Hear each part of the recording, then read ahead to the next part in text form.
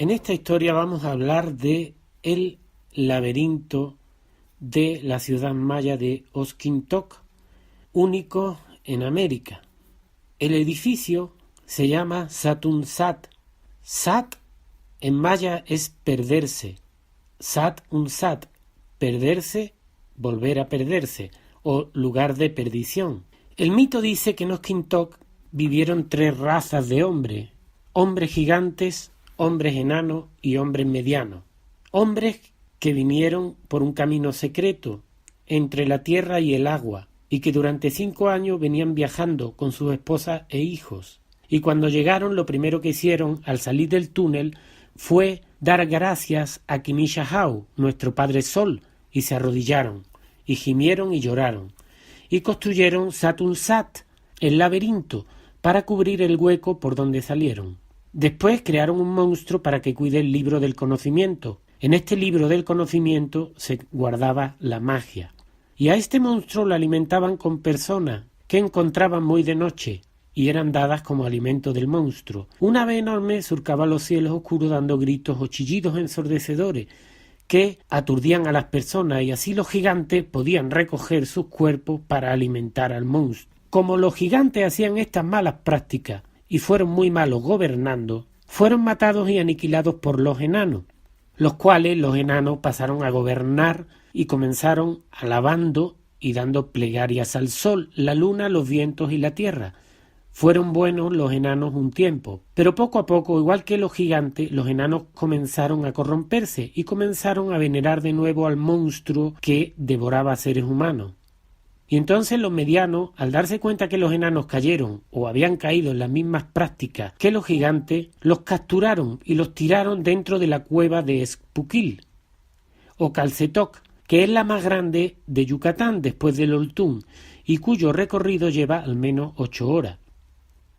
Y así culminó el reinado de los enanos y vinieron los medianos a gobernar, y al principio todo estaba muy bien. Amaban a la naturaleza, vivían en armonía con el Padre Sol y la Madre Luna, vivían en armonía con la fuerza de las entidades de la naturaleza, y les hacían ofrendas, les danzaban y les bailaban. Pero de pronto, igual que los gigantes y los enanos, los medianos dejaron de realizar ofrendas y se olvidaron de dar gracias, y el gobernante mediano murió de tristeza, y con su caída se acabaron las 3 razas que vivieron y gobernaron Oskintokh durante 300 años, 100 por raza. En cuanto al monstruo, se dice que a un joven extranjero llamado Pies Rojos se le dio el secreto para poder destruirlo, y que estando en Oskintokh, Pies Rojos subió al Entzil, o mirador, la parte más elevada del lugar, y observó una llamarada y una voz que le dijo: Pies Rojos, ven y sube aquí. Y cuando llegó le dijeron que tomara una vara de chaca, árbol de la lluvia, conocido como palo mulato, y con eso ingresó al laberinto Satun Sat. Y al ver al gran monstruo, le pegó en la cara, y por el dolor el monstruo abrió la boca, y Pies Rojos le tiró 9 flores amarillas dentro de la boca. Y así fue como Pies Rojos venció al monstruo, y obtuvo para él el libro del conocimiento, y comenzó a gobernar.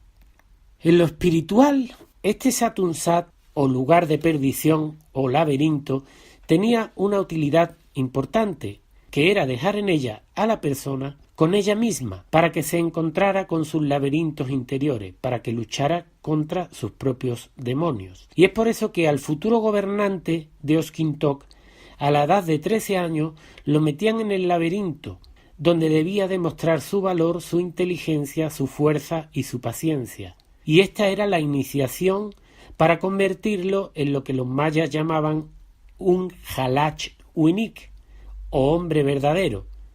El hombre verdadero para los mayas era el que era capaz de derrotar a sus propios monstruos internos. Y vamos ahora a demostrar que al menos en las leyendas podría existir un túnel que va entre Oskintokh y la ciudad maya de Kabah, como vemos en el mapa. Y es que tanto la ciudad de Uxmal como la de Kabah comparten el mismo mito, el mito de los enanos. Cuando supe de las 3 historias, se me ocurrió entrar en el mapa de Google y pensé que tendría lógica que si había túneles, hubiera un túnel directo entre Oskintokh y Kabah. Como vemos, las tres ciudades están perfectamente alineadas. Se puede pensar que quizá el laberinto era para que las personas no pudieran entrar en ese túnel, sino solamente los que lo conocían. Pero hay más misterios alrededor del Satunsat, y es que el edificio en el que está el laberinto se llama el Templo de la Garra de Jaguar, y por esos misteriosos designios del destino me tocó encontrar esta huella de jaguar que está justo a su entrada. Nunca la habían visto antes. Fue una casualidad que aquel día la piedra había quedado al descubierto. Con el laberinto de Satunsat, los antiguos mayas nos enseñan varias cosas. La primera, lo importante que es derrotar a los demonios interiores, lo importante que es derrotar a tus miedos. La segunda, que los mitos, las historias antiguas, siempre tienen una moraleja, una enseñanza. Pueden ser fantásticas, algunos piensan que no tienen ninguna utilidad. Sin embargo, la lección del Satunsat es muy importante, ya que nos demuestra cómo una ciudad como Oskintokh, en solo 300 años, debido a la corrupción de sus gobernantes, cayó en varias crisis. El monstruo fue derrotado con 9 flores amarillas. Ahí quizá esté el mayor misterio, al menos para mí. ¿Qué significan estas 9 flores amarillas? Te invito a visitar tanto Oskintokh como Kalsetok y especialmente la cueva de Aktun-Usil. Si te pareció interesante, dale me gusta, comparte y suscríbete. Muchas gracias.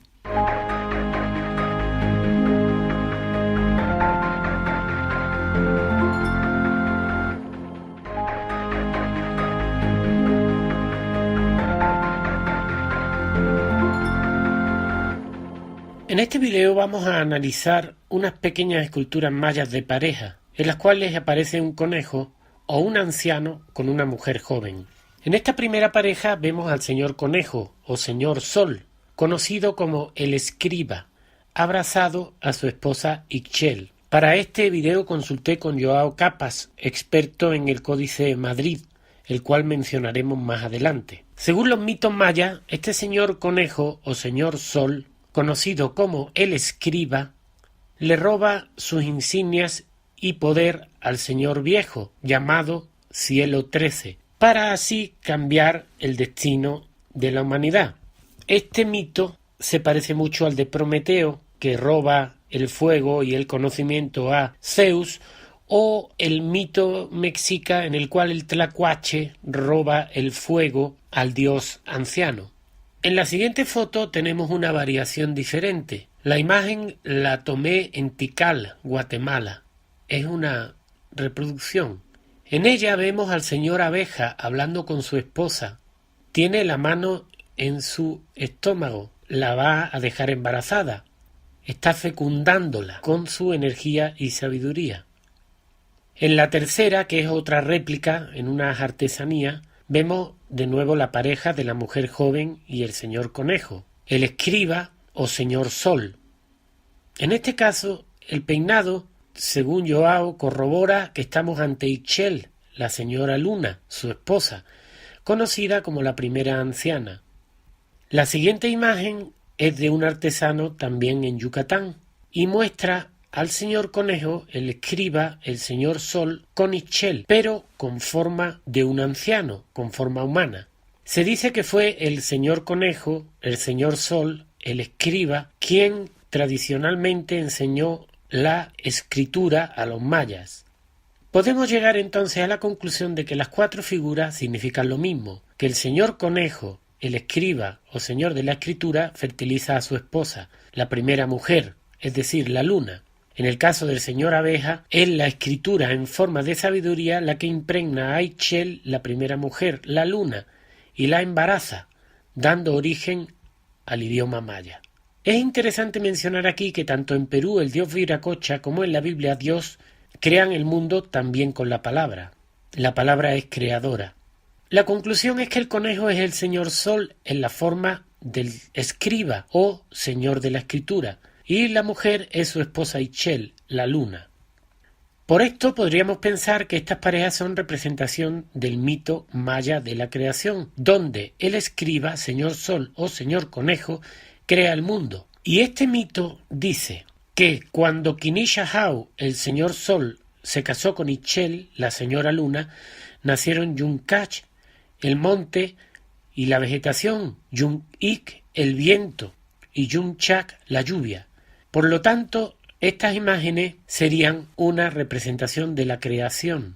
Aquí pasamos hacia un hueso maya muy enigmático que se encuentra en el Museo de Antropología de México. En él se ven figuras antropomorfas en posiciones ya sea sexuales o representando el matrimonio. Al ampliar a la izquierda abajo vemos dos especies de insectos con forma humana que están obviamente teniendo una relación al menos de matrimonio, ya que de esa forma se representaban los matrimonios. Y arriba vemos como una especie de ser con cara de cochino, de jabalí, sentado sobre otro.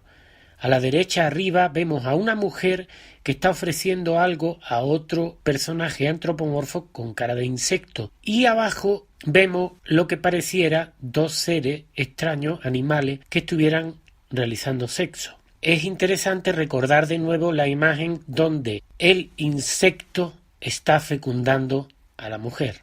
En el Museo Amparo de Puebla hay una pieza maya muy importante donde podemos ver a Ixchel, la mujer arcoíris o la luna, y a Ipsanná, la casa del rocío, el sol.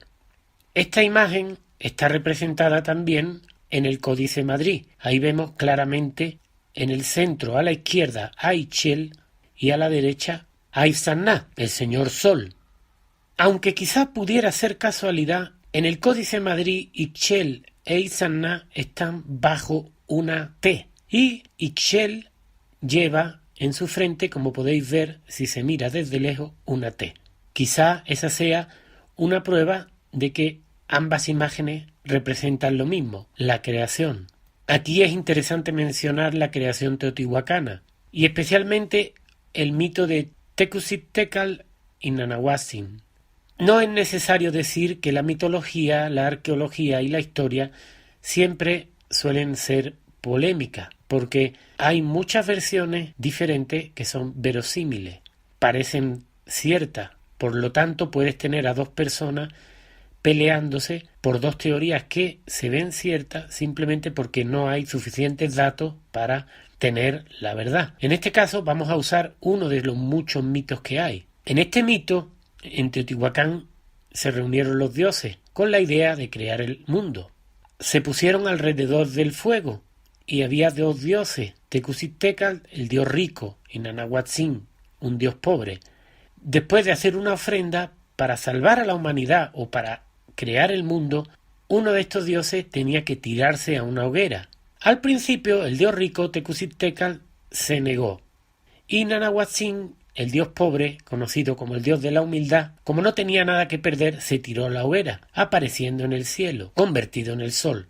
El dios rico tuvo envidia de Nanahuatzin e inmediatamente después quiso convertirse también él en sol y se tiró a la hoguera, apareciendo en el cielo como un segundo sol.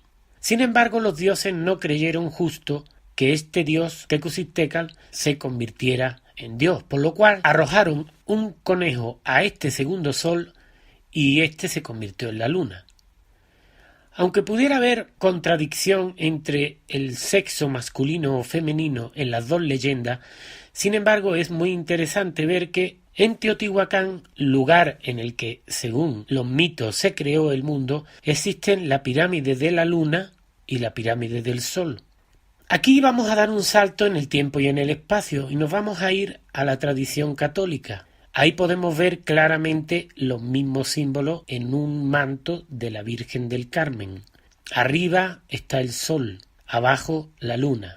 El manto representa una montaña, una pirámide. Pero también en la actualidad este símbolo podemos verlo en la Basílica de Nuestra Señora de Guadalupe en el Tepeyac. Y si subimos a la pequeña iglesia que está arriba, cuando llegamos al fondo, al altar, en la izquierda encontramos estas dos figuras que comparto. A Cristo representando al sol y a un santo representando a la luna, el día y la noche. De igual forma, este mito de la creación teotihuacano y maya se mantiene vivo en la imagen de Nuestra Señora de Guadalupe, en la cual podemos ver claramente los dos símbolos, la luna y el sol que la rodea. Si te pareció interesante, dale me gusta, comparte y suscríbete. Muchas gracias.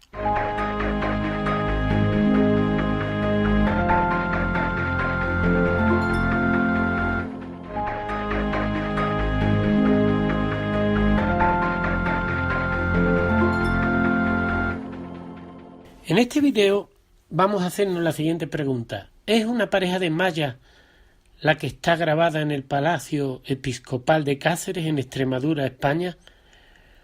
Este año visité esta ciudad medieval para presentar mi libro La profecía de los jaguares y aproveché para hacer una búsqueda de las herencias de personajes mexicas que vivieron en esta ciudad. Ahí en la fotografía podéis ver el Palacio de los Toledo Moctezuma. Las imágenes más impresionantes que encontré son dos. Dos sellos con personajes que hay en la puerta del Palacio Episcopal. Y a la derecha la S Olmeca, que se encuentra en uno de los edificios de la ciudad antigua. Podéis observar cómo el pecho de la mujer está cubierto por el mismo símbolo que vemos a la derecha. Se trata de nuevo de la S Olmeca, aunque en realidad es un símbolo que fue usado por muchos otros pueblos mesoamericanos. Lo podemos encontrar en el mural de Monte Albán, Oaxaca, que está en el Museo Nacional de Antropología de México, un lugar que, si viajas a este gran país México, debes visitar. El primer sacerdote del mural tiene pintado el símbolo número 8, o la S Olmeca. Esta S en este mismo museo se puede encontrar en muchos lugares. Por ejemplo, a la izquierda es un grabado encontrado en Sinaloa. A la derecha es de los pueblos del norte de México. Y volviendo al Palacio Episcopal de Cáceres, aquí vemos las dos imágenes. Es una pareja y obviamente es americana, pero concretamente, ¿de dónde provienen? Una de las pistas las encontramos en el Museo de Antropología, donde unos ornamentos en oro tienen el mismo símbolo que la mujer lleva en el pecho, el símbolo de la S Olmeca del 8, que ahora conocen como el infinito. Y si seguimos, podemos ver otro detalle que nos puede ayudar a descubrir de dónde vienen concretamente estos dos personajes. Y lo encontramos en esta imagen de la cruz florida maya. Como puedes ver, el personaje de la izquierda tiene los pelos decorados con el mismo tipo de penacho.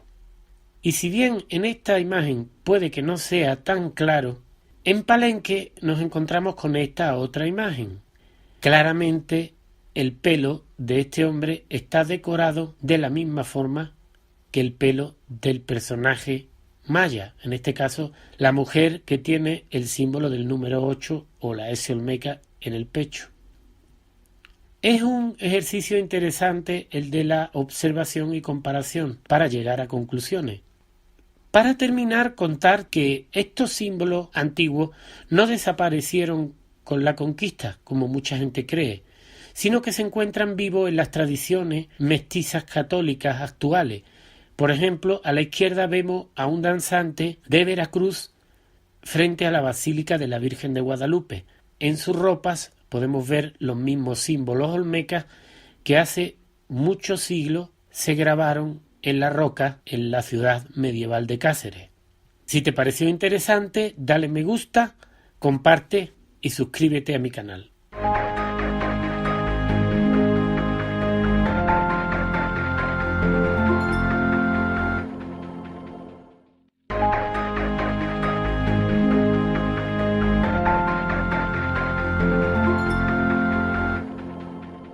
En esta entrada vamos a hablar de las caritas mayas de Chicaná, una ciudad maya que está muy cerca de Becán, en Campeche.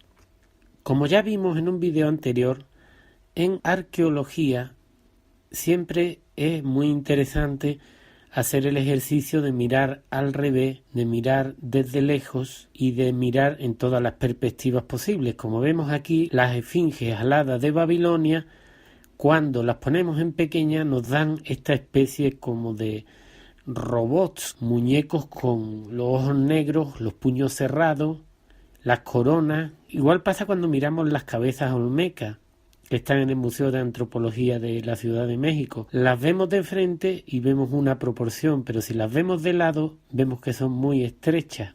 Y ahora vamos a hablar de Chicaná, ciudad a la que fui en el año 2009. Y tomé esta fotografía, la miras y aparentemente no verás nada extraño. Pero cuando empiezas a mirar con atención, te darás cuenta que este mural es muy interesante y tiene un detalle que no tienen los demás. Y es que hay muchas caritas, algunas derechas y otras invertidas, que te voy a ir señalando. La mayoría están invertidas. Ahí puedes ver más caritas. Está toda la portada llena. Aquí vemos más. Seguro que se me pasó alguna. Solo encontré esta simbología invertida, aunque quizá no tenga nada que ver, pero es muy interesante en Toniná. Lo que estás viendo es una representación de esa ciudad, la cual tenía 13 niveles y estaba hecha para representar al cielo. En esta ciudad tomé esta fotografía de este ser alado, y estos seres alados están junto a un sol, y el sol está como las caritas invertido. Te recomiendo todos los lugares mayas, pero si vas por Pekán, a muy poca distancia se encuentra este lugar y puedes ver esta interesante portada de las caritas invertidas. Si te gustó, dale me gusta, suscríbete y comparte.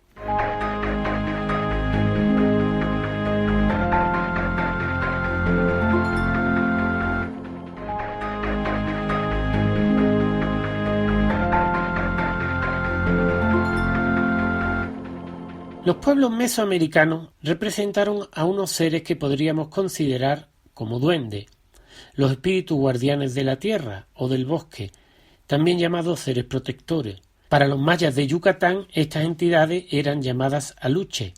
En el sitio arqueológico de Yaxchilán, Chiapas, encontré una representación de estos seres muy interesante. En ella se ven dos seres pequeños y gorditos que tienen un gran parecido con las descripciones que se hacen de los duendes, no solo en América, sino también en otras partes del mundo, como en Europa, por ejemplo. Según la tradición, los aluches fueron creados de barro para que fueran los guardianes de la selva, las milpas o huertas y los animales. Una vez hecho el muñeco, se colocaba bajo un árbol y se le llevaban ofrendas con comida y agua. Cuando el muñeco desaparecía se consideraba que había cobrado vida. Antes de entrar a un bosque o a un santuario habría que pedir permiso a estos duendes. Si no se hiciera, estos espíritus provocarían accidentes, enfermedades o incluso desastres naturales, ya que también se les asocia con truenos, rayos, tempestades, huracanes, etc. El relieve que podéis ver de una luz lo encontré en Calakmul, en el estado Campeche, península de Yucatán, México. El nombre en el idioma náhuatl mexicano que define a estos duendes es chaneque. Al igual que los aluches mayas de Yucatán, estos seres eran considerados protectores de la tierra. Otro nombre para estas entidades, en una teoría menos aceptada, es el de Tlaloques, ayudantes de Tlaloc, dios de la lluvia. A estos seres se les describe como seres pequeños y regordetes, con la cara redonda, como los que vimos en Yaxchilán, Chiapas. En una de las representaciones en piedra que encontré durante una visita a Monte Albán, en Oaxaca, México, se observa un ser que coincide con las descripciones de los duendes. Según la versión más aceptada, se trata de una mujer que ha muerto dando luz a un niño.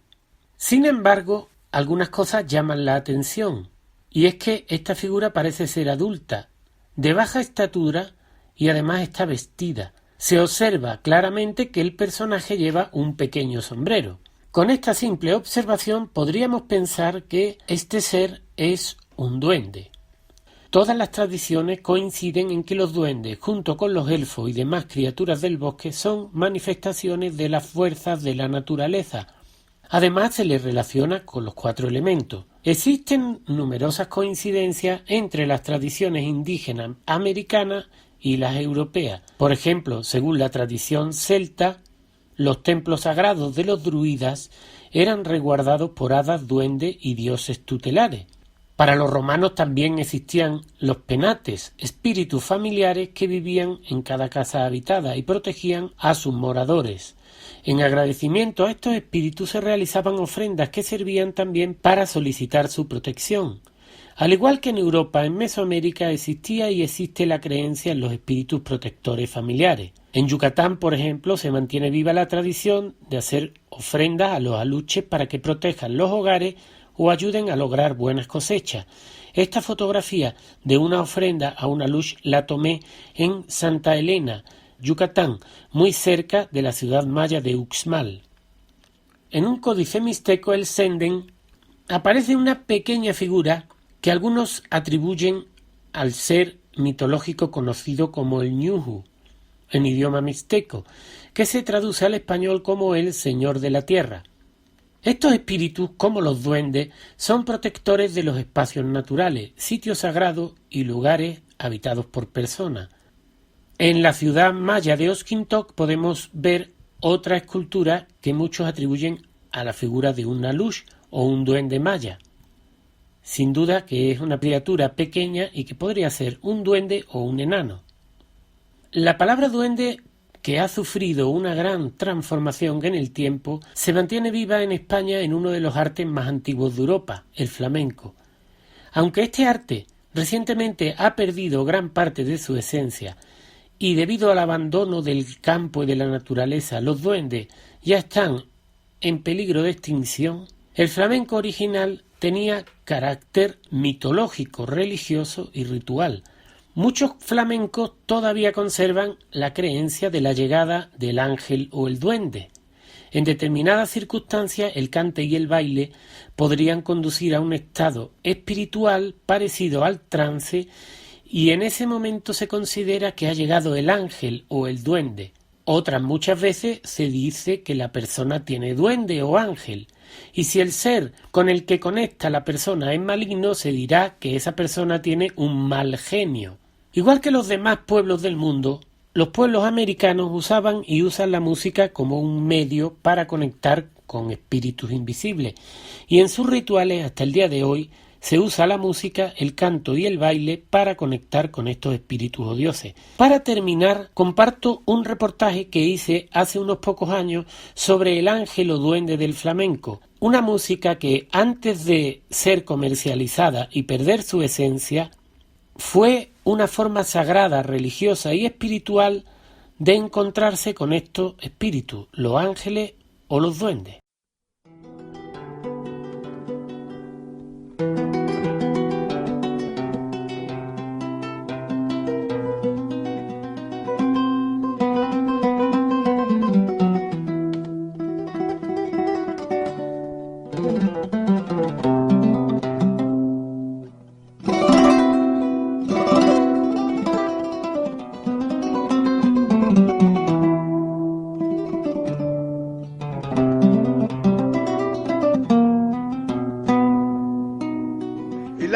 Lo van notando en el momento que el cuerpo acoge dentro de sí una sensación de inquietud, pero de inquietud a la vez placentera, porque esa es la forma de introducirse el duende dentro de ti.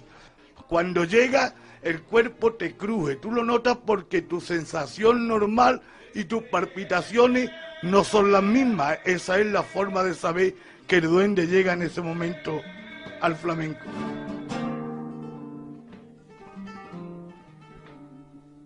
Mira que yo no me creo naita de lo que publica.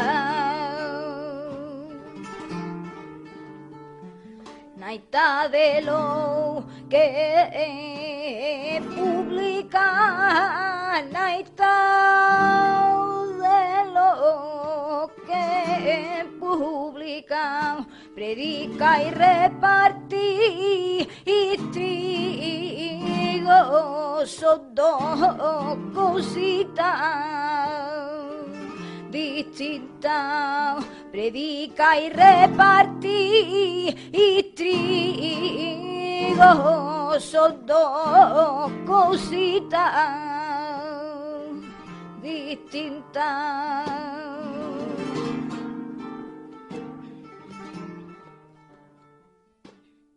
El aje viene cuando él quiere, y cuando viene, si está en el momento oportuno, bendito sea Dios 1000 veces.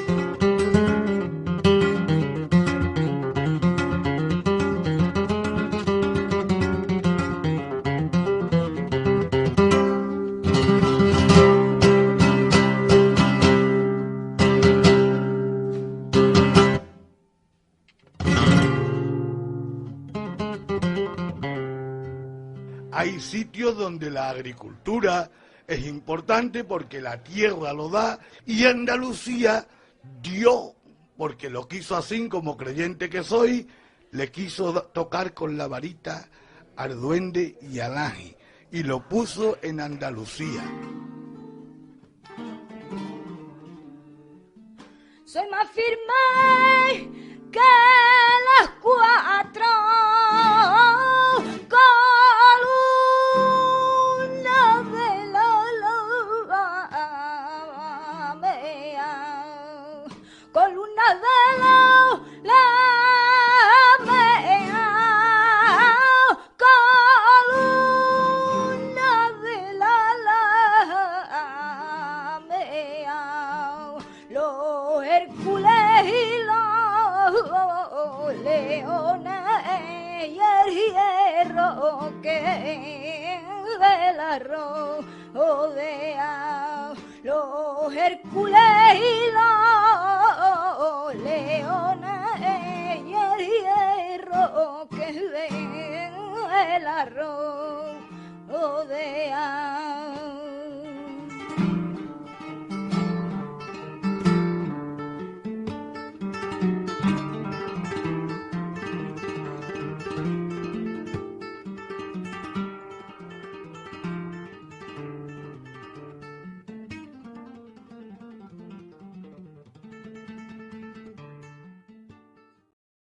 Si te pareció interesante, dale me gusta, comparte y suscríbete, y muchas gracias.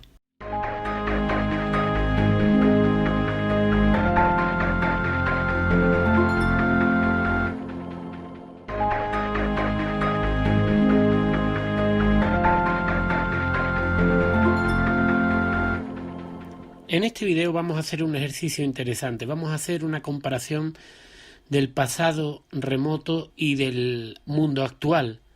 Y lo vamos a hacer a partir de un versículo de la Biblia, el que habla de Babel o Babilonia. Este versículo, Génesis 11:9, dice: «Fue así como usaron ladrillos en vez de piedra y asfalto en vez de mezcla. Luego dijeron: construyamos una ciudad con una torre que llegue hasta el cielo». Casualidad o no, la situación en la que se encuentra nuestro mundo es prácticamente idéntica.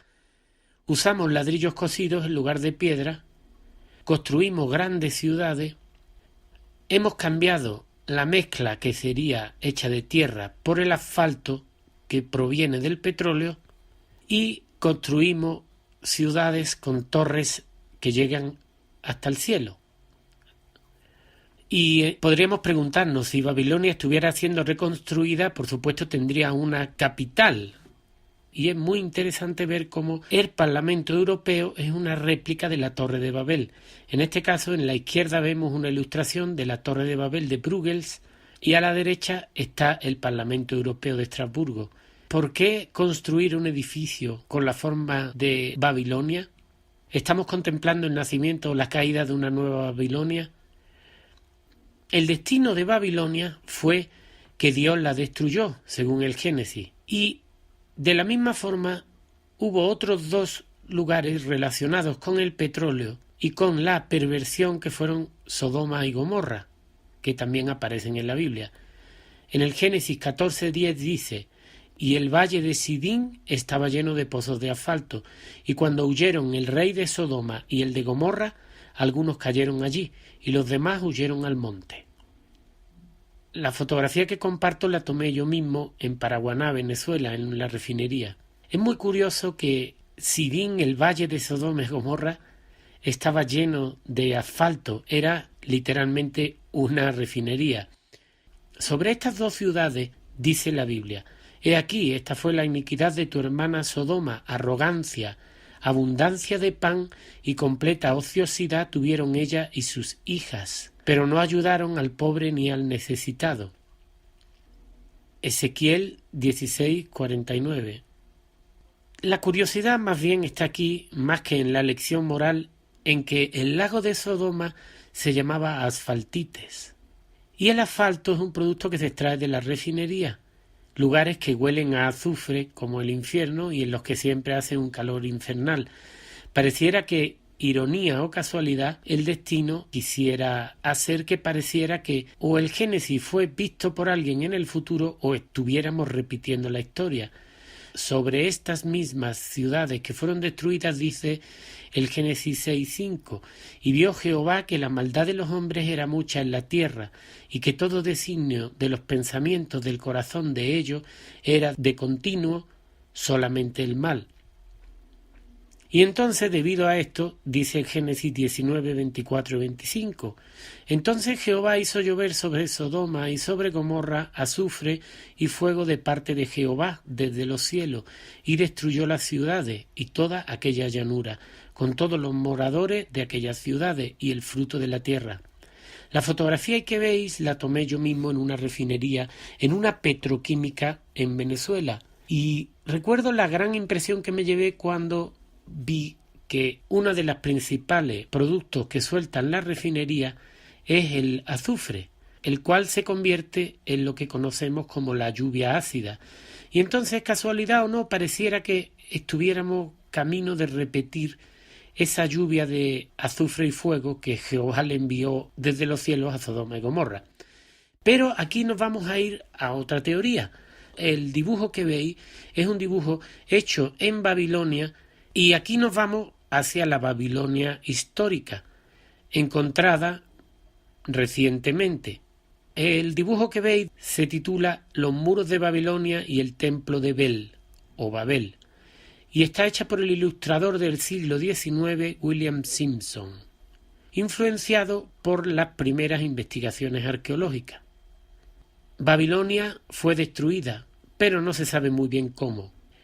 Lo impresionante es que cuando comparamos el dibujo de William Simpson, hecho en el siglo XIX, de los muros de Babilonia y el templo de Bel, con una ciudad de Yucatán, México, llamada Esná, en el estado de Campeche, encontramos unos parecidos muy interesantes. Las pirámides son muy parecidas. Y si nos fijamos, tienen los mismos niveles. Y frente a la escalera, en el dibujo de Babilonia, se ve una puertecita.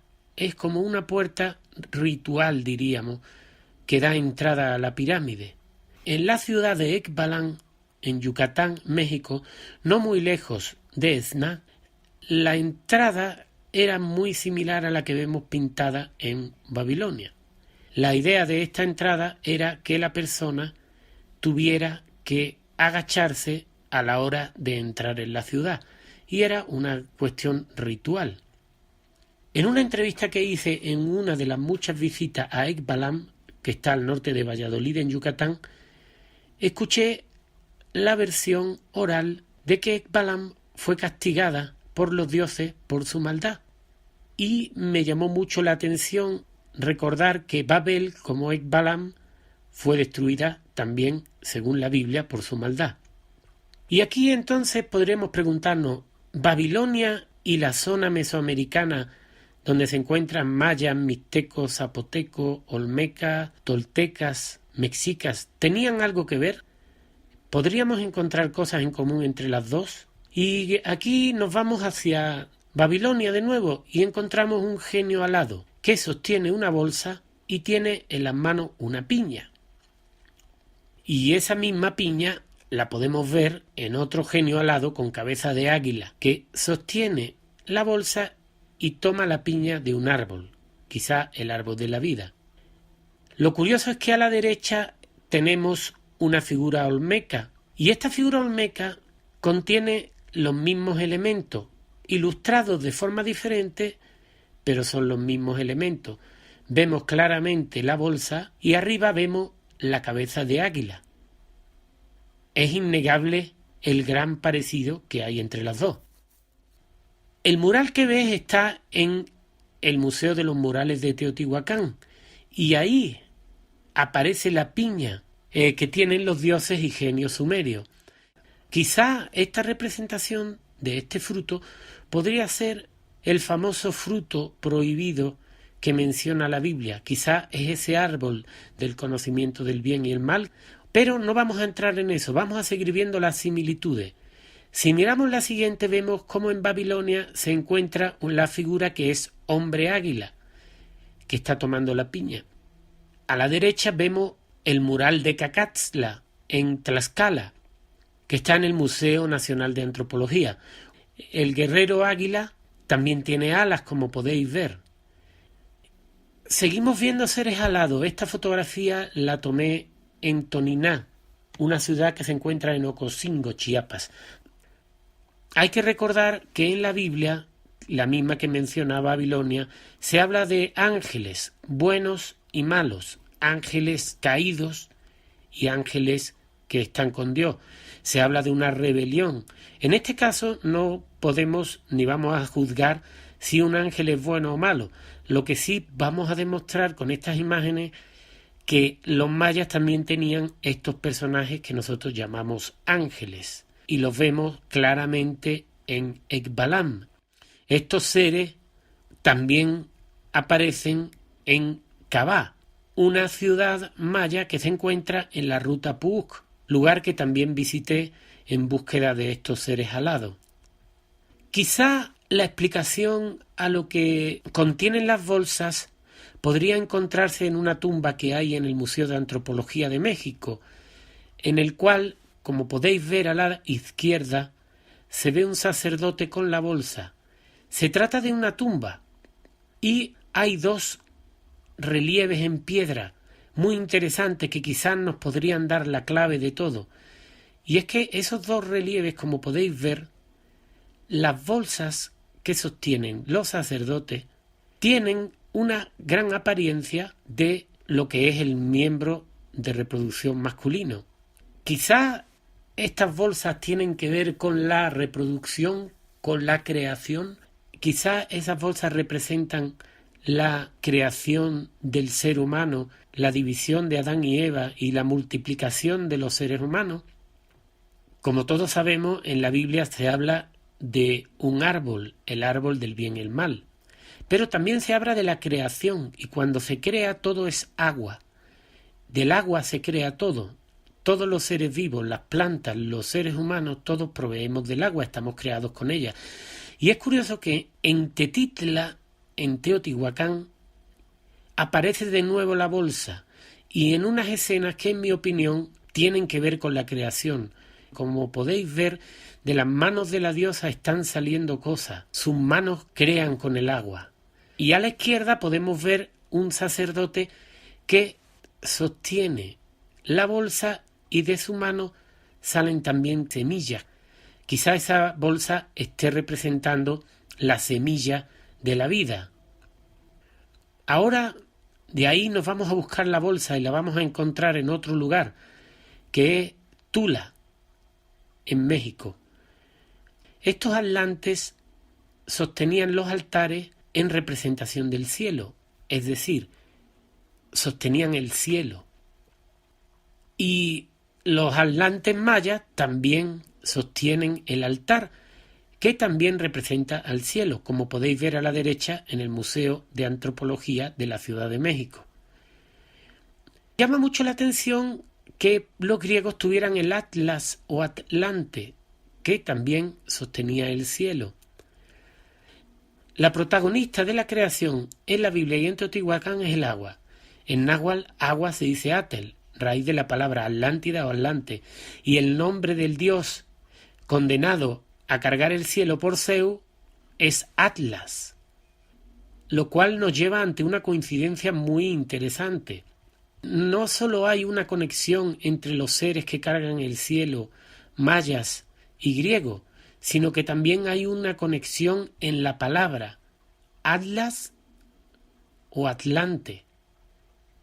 Pero podemos encontrar otra coincidencia más interesante todavía, y es que, según la mitología, los dioses se reúnen para crear el mundo en Teotihuacán, y en náhuatl, divino o relativo a los dioses, se dice Teotl, igual que en griego se dice Teo. Teo viene del indoeuropeo dieu, y su derivación principal es Zeus, Deus, Dios. Estamos ante otra casualidad muy interesante, sobre todo porque la pirámide más importante de Teotihuacán es la pirámide del Sol, y Dieu literalmente significa luz diurna, y Dieu o Dios es una representación del Sol. Platón describe la Atlántida rodeada de mucha agua, y Tula significa lugar de juncos. Precisamente los juncos se dan en los lugares donde hay muchísima agua. Los lugares acuáticos siempre están llenos de juncos. Y volviendo a las bolsas, nos encontramos con este detalle, que es una ampliación de la foto anterior, donde podemos ver que todos los atlantes sostienen una bolsa, como la que hemos visto antes. Y sobre esto, un libro que os recomiendo, bastante difícil de encontrar, editado, la copia que yo tengo en 1963, del arquitecto Manuel Amabilis Domínguez, que se llama Los Atlantes en Yucatán, un libro fascinante. Y leyendo algunos capítulos podemos ver que aquí se dice: al primogénito del primer par de sus hijos mellizos le dio la capital y toda la parte que la rodeaba, y le nombró rey de los demás, a quienes hizo arcontes, pues a cada uno le dio el dominio sobre muchos hombres en las 4 puertas. Se refiere a las 4 puertas de la Atlántida. Impuso nombre a todos sus hijos, al mayor, o sea, al rey, a quien toda la isla, la Atlántida, y sus posesiones estaban sometidas, le dio el nombre de Atlas, del cual se derivaron tanto el de la isla como el del mar que la rodeaba, y el de sus habitantes. Parece muy obvio que por eso se llama Océano Atlántico. Sigue el libro hablando del continente Atlante o Atlántida, y habla del reinado de Poseidonis y su estirpe real, formada por 5 pares de gemelos, que tuvo su esposa Cleito, hija de uno de los primeros hombres nacidos allí, Euenor, y de su esposa Leuciquipa. Entre estos gemelos repartió su reino, el cual, dotado de una muy grande riqueza mineral y de una naturaleza prodigiosamente óptima, colmaba a sus habitantes de abundantes productos. Y aquí podemos ver que en la antigüedad tenemos, por ejemplo en los mayas, los gemelos divinos que crean todo, que crean el universo. Esta foto que veis es un relieve de Hunahpu e Ixbalanqué, los gemelos divinos encontrados recientemente en la ciudad maya de Mirador, en Guatemala. Aquí podemos mencionar varios gemelos, los gemelos de Roma, Rómulo y Remo, o incluso los del Mahabharata, que aunque no sean gemelos, son los dos dioses, Nara y Narayana, Krishna y Arjuna. Y así podemos encontrar muchos más gemelos en la historia. Según el autor Amabilis, la Atlántida tendría 4 puertas. Una estaría en el sur de España y la otra en Yucatán, dice el libro. A un determinado grupo del pueblo español, descendiente también de los toltecas atlantes, pues procedían de las regiones de Cádiz, Andalucía y Extremadura, habitadas en tiempos remotos por toltecas atlantes, cuando formaron parte de la Puerta Norte de Poseidonis en las lejanas edades de la Atlántida. Esto podría explicar por qué la teoría de que la Atlántida estuviera en el sur de España y que estuviera en México y Yucatán tienen sentido y ambas se sustentan. El Génesis dice: y vio Jehová que la maldad de los hombres era mucha en la tierra, y que todo designio de los pensamientos del corazón de ellos era de continuo solamente el mal. La pregunta que surge es: ¿fue quizá Babilonia la Atlántida? En realidad estamos hablando de la misma civilización. y llegó a nosotros en dos formas diferentes, por un lado en la versión griega y por otro en la versión bíblica, al final pareciera que el libro de Amabile explica, igual que la Biblia, por qué fueron destruidos los pueblos mayas y mesoamericanos. Y según él, el cansancio de la subraza tolteca y la progresiva influencia de los turanios se tradujo en el relajamiento de las costumbres que se impregnaron de orgullo y anhelo de poder. La religión fue tergiversada, materializando los símbolos y las ceremonias iniciáticas, que se transformaron en ritos fanáticos y crueles. Se erigieron templos y estatuas a la gloria de personajes vivientes cubiertas de oro plata, y crearon ejércitos y armamentos para conquistar el mundo. Pareciera que vivimos en una situación muy parecida, donde ya los dioses parecieran ser los políticos, y se invierte más en armamento bélico que en cualquier otra cosa. Es muy difícil en un video tan corto llegar a muchas más conclusiones de las que hemos llegado, pero yo espero que te haya parecido interesante. Y la pregunta final, volvemos a repetirla: ¿era Babilonia la Atlántida? ¿Existía un solo mundo? ¿Existía una sola civilización que fue destruida? ¿Es la destrucción de Babilonia que narra la Biblia y la destrucción de la Atlántida que narra Platón la misma? Algunas de estas ideas que he compartido en este video las puedes leer en mi libro El curso de la vida. Si te pareció interesante, dale me gusta, comparte y suscríbete. Y te agradezco mucho tu visita. Muchas gracias.